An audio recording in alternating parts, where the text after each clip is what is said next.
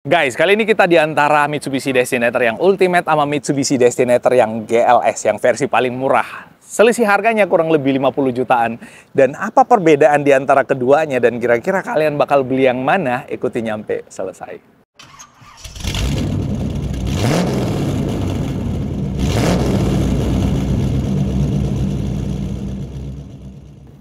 Nah guys nih, kedua mobil ini adalah Mitsubishi Destinator. Kalau Mitsubishi X-Force modelnya kayak gitu, beda sendiri. Ya mirip-mirip tapi beda. Mitsubishi Destinator yang GLS yang paling murah dan Mitsubishi Destinator yang Ultimate yang paling mahal. Apa perbedaannya? Dengan selisih 50 juta bakal kalian beli yang harganya 450 jutaan, 400 kurang lebih kayak gitu. Atau yang 385 jutaan. Nah, dari depan kita bahas. Bedanya di bumper doang sama fog lamp. Tuh lihat, lampunya sama persis, bos. Lampunya sama persis antara yang GLS ini sama yang Ultimate ini. Ya. Pokoknya yang beda cuma di cluster bagian bawah ini, nyampe ke bagian atas itu tuh. Bawah sini nyampe. Nah ini di finishing semua dengan warna hitam doff dan gak ada fog lamp. Tapi justru bikin tampilannya lebih sporty, lebih garang dengan warna hitam kayak gitu. Kalau ini lebih manis, lebih elegan, lebih bling-bling, pokoknya lebih show on. Yang kayak gini nih. Tuh. Di situ aja bedanya untuk bagian depan. Selain itu sensor juga nih. Ini udah ada sensornya, ini nggak ada sensornya. Ya. Dan kamera depan. Yang Ultimate udah lengkap dengan kamera depan, yang ini belum ada kamera depannya. Itu aja bedanya. Kalau dari sisi tampilan sih dikit banget, cuman bumper doang.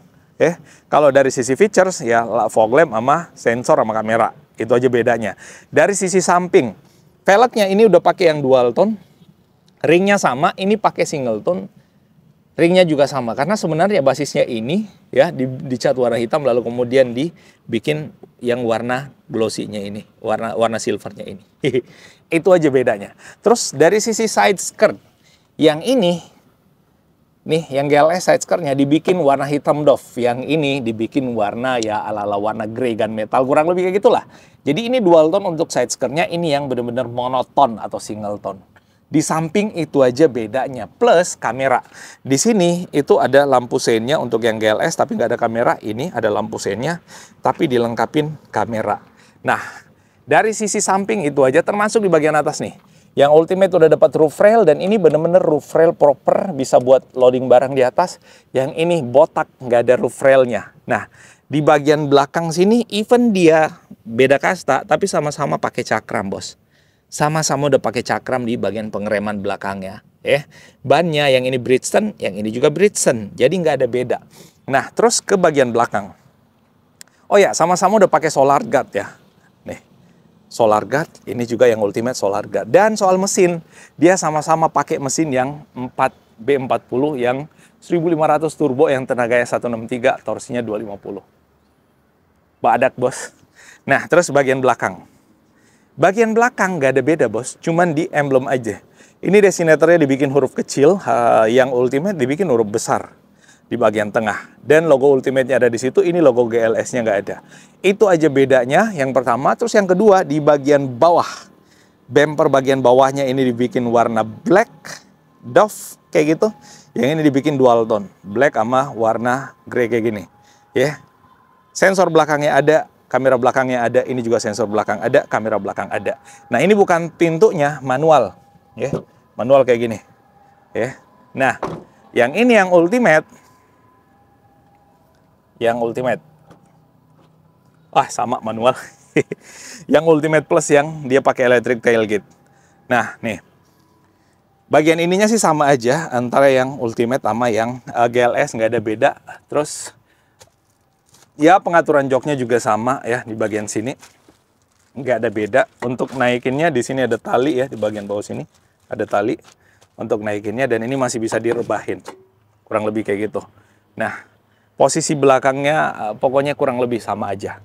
Nah sekarang kita coba ke bagian interior. Baris kedua langsung kita mulai dari yang GLS dulu, yang paling murah dulu.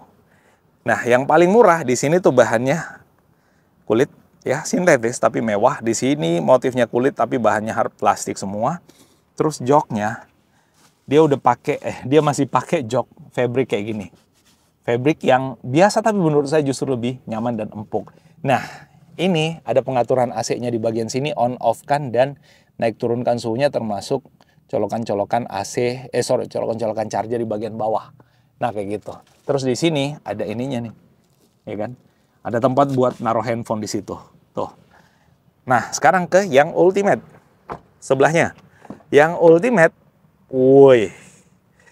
Kulit di bagian atas ini, GLS tadi di sini nggak kulit. Terus di bagian bawah juga kulit. Terus di bagian sini di finishing glossy. Dan ini akses ke belakang lega ya. Joknya ini itu pakai bahan jok kulit. Dan ini masih bisa recline di bagian sini. Ini one touch tumble ya. One touch tumble untuk akses ke belakang, nih joknya. Dia ada lubang-lubangannya lagi joknya, perforated kayak gini. Dan empuknya itu sama kayak yang fabric, berasa empuknya nyaman bos. Nih, terus kelegaan kabin. Dan ini masih bisa sliding ya, maju mundur. Berat maju mundurnya, yang jelasnya bisa. Nah, terus di sini ada mejanya bos nih. Ini ada mejanya di bagian sini. Dan ada cup holder di bagian mejanya. Dan ini juga ada tempat buat naruh handphone di bagian atas sini. Terus masih ada pocket di bagian bawah sini. Pengaturan AC-nya sama aja bos.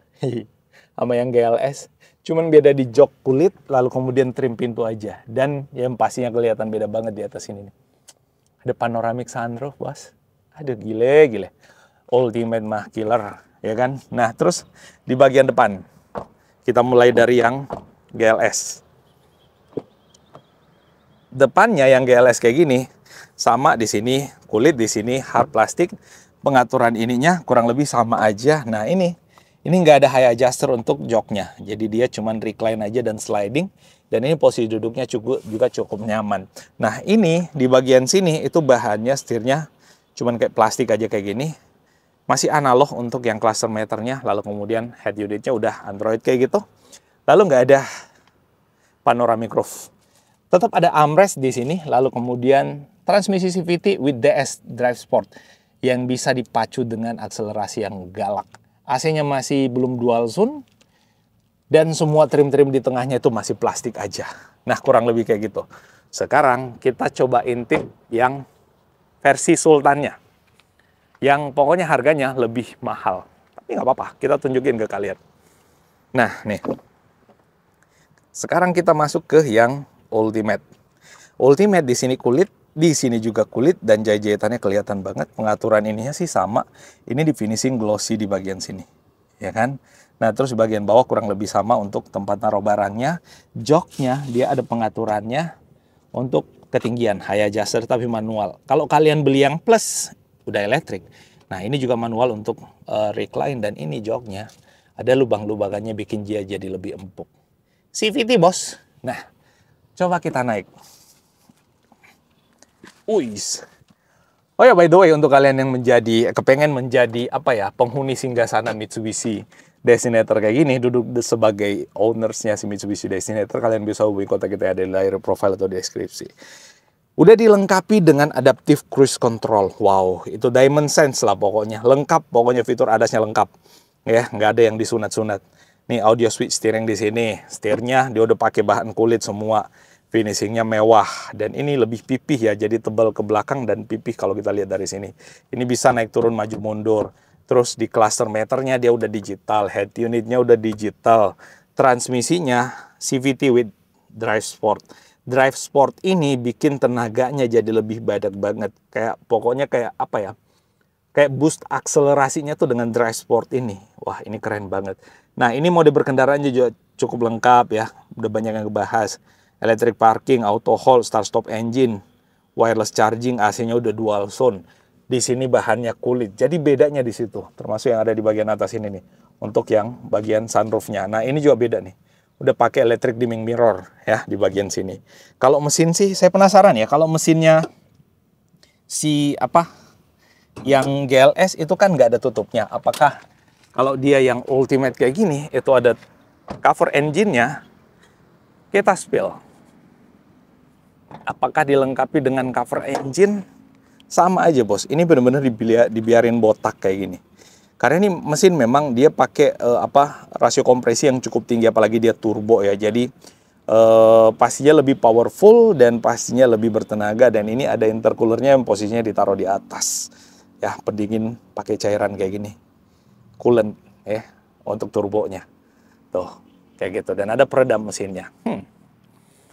So, gimana menurut kalian? Apakah kalian tetap bakal beli yang Ultimate yang harganya sekitar 450 jutaan atau beli yang GLS 385 jutaan? Selisihnya lumayan, 60 jutaan kurang lebih.